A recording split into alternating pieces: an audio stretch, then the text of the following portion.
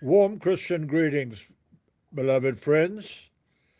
Uh, I've been asked to share a few thoughts with you for Mandela Day, and particularly to give some thoughts about experiences or meetings, or perhaps the most memorable encounter that I had with Nelson Mandela.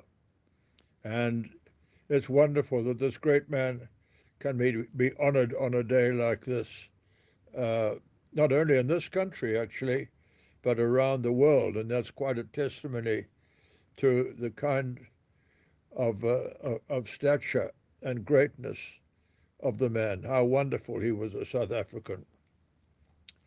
Well, I think the memory that comes most vividly to mind for me happened before he actually became president and during a visit to Pietermaritzburg.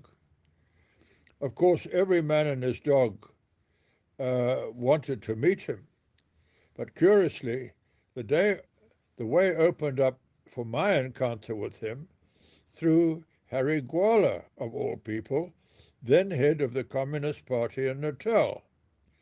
I'd been invited to join him, as well as some government and other political leaders, in a helicopter trip to the killing fields of Table Mountain near Pietermaritzburg.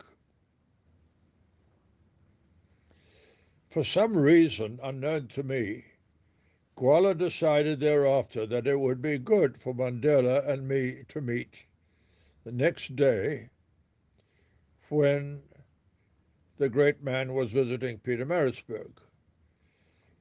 And so Gwala hurried me past the mobs that were trying to see the great man, and and then ushered me into his presence. And we were alone, except for a photographer who had joined us. Some months previously, I had met Billy Graham in the States, and he had given me a signed copy of one of his books. It was Peace with God, actually, to give personally to Mandela. So I had this with me. And in this picture, I'm actually uh, giving the book to him. And Mandela told me that he had been much touched by one of Billy Graham's sermons, which he had seen on television while he was still in prison. He also shared how he always attended the Bible studies and church services in prison, and how he developed quite a friendship with one particular Ingekerk pastor. Mandela said that he wanted to send the pastor's wife a gift of a guava which he had kept from his breakfast. I've always thought that was pretty special, and I was very, very touched when I heard that at the time. But when the prison authorities found Mandela and this pastor developing this friendship, they stopped the pastor from visiting him. I've always thought that that was particularly cruel. Mandela said that for obvious reasons, church going was now difficult for him. But my sense was that he did have a real faith in Christ.